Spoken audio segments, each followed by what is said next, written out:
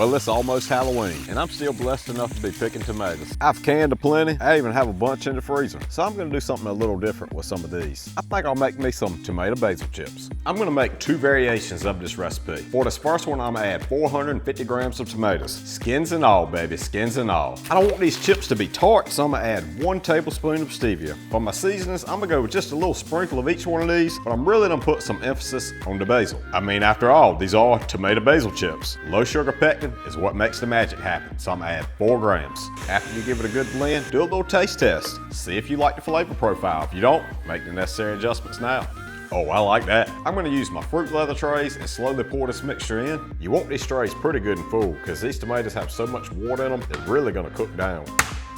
For this second recipe, I'm gonna go with 300 grams of tomatoes, but I'm gonna add 150 grams of cottage cheese. Everything else will remain exactly the same. That first recipe is gonna produce such a thin chip. What I'm trying to do with the cottage cheese is create a little more volume, that way I get a thicker chip, hopefully. I actually had to blend up a little extra to get this tray as full as I wanted it. So I like dehydrating stuff like this at 135, and for my time, I'm gonna go with 14 hours. I think it's gonna take a little longer than that, but I'm actually gonna stop it before that to see if I can go ahead and cut out some bite-sized pieces. I'm 5.5 hours into the run now, and if I don't cut these now, or at least score them, they're gonna become too brittle once they're fully cured. This is cottage cheese, and this is no cottage cheese. I already think this one is curing better. Well, 14 hours was the magic number on the cottage cheese. I've ran the plain ones for extra 3 hours, but they're still not quite done. Some of these cottage cheese ones, they curled up a little bit. They're a little bit ugly, but hey, I'm okay with that. I bet they're still good. Let's see if they stay crispy.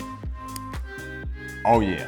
They're gonna be crispy. So what we have going on right here with the plain ones is we basically have a fruit leather right now. You see how it peels apart pretty nicely? I didn't quite score this one good enough. So yeah, basically a perfect fruit leather at this point. I've actually ran a variation of this recipe before, and what you have to do, you have to break these apart now and take them off the silicone tray and put them back in there. And it's gonna take 24 to 26 hours of total runtime, but they still will never get crispy like this.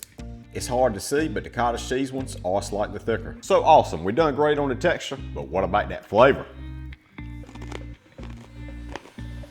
Crunchy, crunchy like a cracker. Oh, that's good. That is real good. Oh, we got something here, folks. That thing is absolutely amazing. This is gonna make me plant more tomatoes next year.